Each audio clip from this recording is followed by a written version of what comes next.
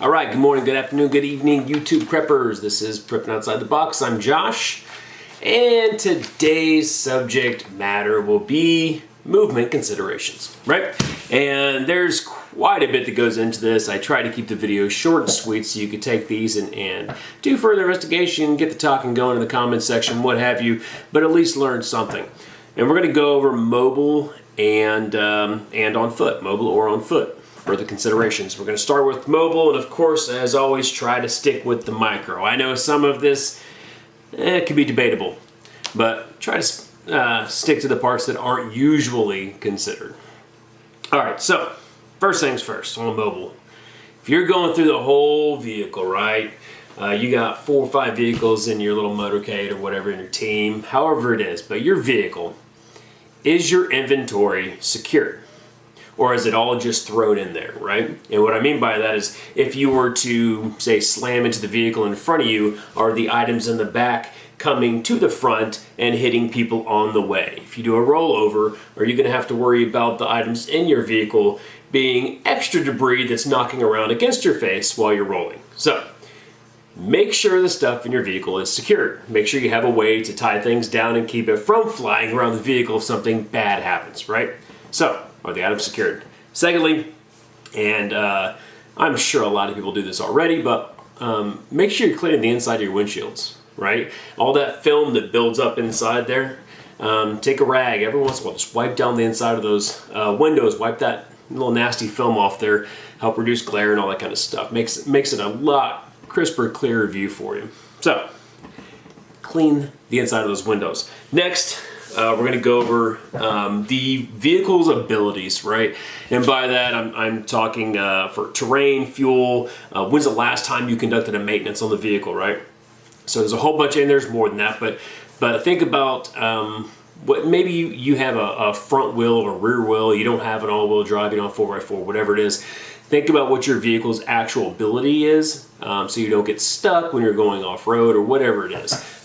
If you're going through something that could be higher water, things like that. So think about your vehicle's abilities and keep in the back of mind of what you can and cannot, where you can and cannot go, because it's going to change your path, your movement, right? Maybe your exit routes, and all of a sudden your little alternate routes. Fuel. I've heard it touched on before, whether you're diesel or gas or whatever it is, if you can take some of the weird stuff, availability of it, things like that. Does your team utilize it together, or is it independent, however it is? But keep that in consideration. And then all of a sudden, or not all of a sudden, lastly, of course, on that part is the maintenance. When's the last time you got an oil change, rotated tires, change the tire, whatever you did, whatever you needed to do to keep that thing functioning at least close to its best, keep that in considerations and maybe touch up on it sooner than later, because obviously, like we know, things can go south very fast, and it's not like it's going to go south and you're going to go, 1 second, I'm going to go change my oil, and you run outside. All right. I'm slightly going to touch on this. There's a follow-up video I'm going to do for this, and it's over comms, right? And there's a lot of it that goes into foot and mobile for comms. And I will do one sooner than later, probably tomorrow actually, for your pace plan and all that kind of stuff. But just consider on this part your plan to communicate between the vehicles, right? It's going to be something, like I said, I'll follow up on and go in more detail on, but it's going to have to be something that's on your little checklist right there. I would highly encourage you, if you don't know how to do it already, to learn how to drive manual, stick shift. If, say, your vehicle went down, but you found one that was manual, it would suck not to be able to drive it on out of there, right? So learn to drive a manual, stick shift. It's going to be, even if you never use it, it's just like a fire extinguisher. You'd rather know, and not have to use it or whatever, and or like the fire extinguisher, have it, not need it, and then need it, not have it. All right. All right.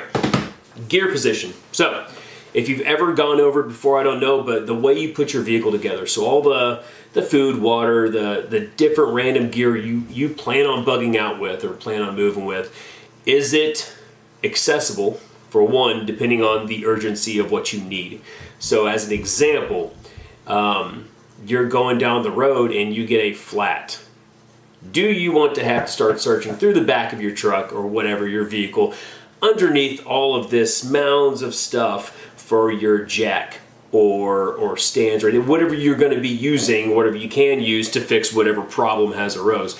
So try to make sure that stuff's in a good position so you can get to it fast. You can change that tire as the example and then get back on the road, get moving again, so you're not stuck in a vulnerable spot, right? So your gear location positioning for quick fixes is important when you're thinking about things as in maintaining your movement. So again, well, actually, you know what? Lastly, for the mobile side, we'll just end on this. I don't know if anybody has. Hopefully they have. But for you that have not, put on your gear and go sit in your vehicle, wherever you'd be sitting at. I'd actually encourage you to take maybe the cab of your vehicle and put whatever gear or whatever you'd be bugging out with that you plan on storing in the front or in that immediate area around you. Go ahead and place it in there, put your gear on your loadout, and then go sit in that vehicle, move around, see if you feel everything.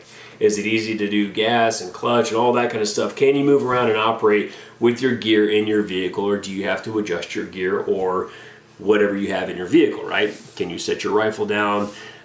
Things like that. So basically going over wargaming it again. So go in there, throw on your gear, get in the cab, and make sure it's functional for you, right? Let's go on to foot patrols, right? Foot mobile. All right. It kind of follows off the mobile side of it, but it's something you really need to consider. It's the time of day. So say you and your group or you by yourself gets up and starts moving, sun rises and sets, right? Do you want to walk into the sun or away from the sun? And I ask that because say you are walking into the sun, you are at a disadvantage if you were to, say, get ambushed, or if you were having somebody that was confronting you from your front, right? So keep in consideration, it would behoove you, I think, to move away from the sun when you do move, just so whoever is going to be against you, if there was anybody, hopefully not, they would have that as something that would make them at the disadvantage, right? So using the sun, using the time of day to your advantage is something you need to consider. I know times of the essence sometimes you don't have a choice, but if you do, and you can do it for planning, I think it would be important. Concealment and cover, you could do a whole video on this, and maybe I will one time, I don't know, but there's a huge difference, and the main part of it is concealment hides, cover protects, right? So keep in mind the two. They are very, very different and in the same also, depending on what it is, because I mean, cover can be concealment, but concealment cannot be cover necessarily, right? Like say you're hiding behind a bush, it's not stopping rounds. You're hiding behind the bed of a truck, rounds go through vehicles. But just keep in mind there's a difference, and just know that they both have their benefits. Okay. It's also important on the move and when you're hunkered down. So finding a location that has good options for cover, having good options for concealment of you and your gear, whatever you're doing, keeping your position at least a little hidden so you're not as vulnerable. While you're on the move, not walking down the middle of the road, showing yourself, maybe you're using a tree line for a little bit of concealment, right? So keep that in mind. Another thing is, like we kind of said a second ago, your group size. So the group size can come with a lot of advantages and disadvantages depending on what you're looking for, right? I know smaller groups move faster, all that kind of jazz. But say you have a group that is big enough, say you had like 12 guys or something like that, 12 guys or girls. Have you ever considered having, when you're hunkered down, guardian angels, something like that, or while you're moving, a satellite patrol going next to you, right? Not something large, doesn't have to be something large, but something that's watching over you and kind of vice versa, right? So consider not all walking together, not all moving together, but spreading out a little bit more, and maybe one's taking a different angle, different avenue in an urban environment, something where they can have your back in case you get hemmed up, and vice versa, or however it works, right? Some sort of overwatch on each other. Comms, again, I'll follow up in another class about it, but comms will be huge here too. Depending on how you're moving and what you're going to be doing, you're going to have a plan. And we will go over that hopefully tomorrow. All right. And then consider something like a dual point. So say you're moving through the woods, and I use it a lot because I'm surrounded by woods. But say you're moving through the woods, a dual point could be helpful because the point man is always looking forward. He's always looking where you're going. And I know there's a whole breakdown of the different succession of guys, and everyone has their own job and stuff. But just talking about the point man having a dual point, where one guy up there can actually look back for the communication side of it, and be able to relate to the guy that's main focus is watching your 12, right? All right. Let's see here. All right, this is a big one. It's individuals' physical and mental abilities, right? And how good are they to go distance or what have you? And there's a whole bunch of things obviously you want to consider when you're considering your team is have they been under a lot of stress? Has it been calm? Did you just get out of a firefight, and after you've been rucking 5 miles, and are you going to continue? Are you going to at least somewhere safe? Keep in mind what your team's abilities are, not just your own, because you're going to have to be working together. So, has it been calm or stressful? Is the terrain flat? Is it very hilly, rocky? Is it hard to maneuver with little kids? Things like that. So, you're going to speed up and slow down depending on what, I don't want to call them what the weakest person in your group can do. That's why we go over physical preparedness all the time. Is you don't want to be the one that's always holding them back. And if you're all strong, someone's got to be the weakest person. At least it's not going to be someone that's never walked a mile in the last 4 years. You know what I mean? So get that physical preparedness up, help out your team if you have one, and just know that it is going to dictate your speed, right?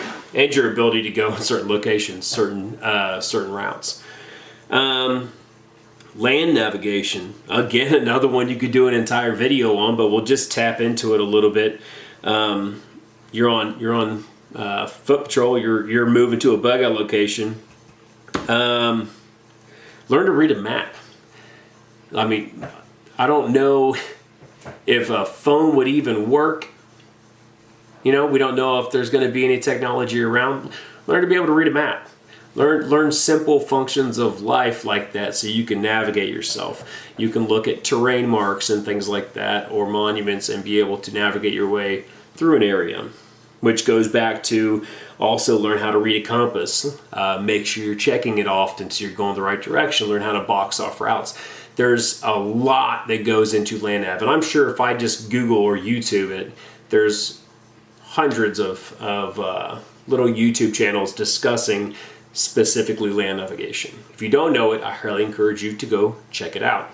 I might also actually put one on here later. It's not gonna be soon. I want to hit comms first, but learn compass, learn how to read a map, and we'll just stop land navigation there actually, because you can go really deep into it. But going back over it, you had mobile, you had keeping the windows clean, your items secured so you don't get smacked in the back of the head if you get in a rollover or something. Comms we'll touch on. Learn that manual, stick shift.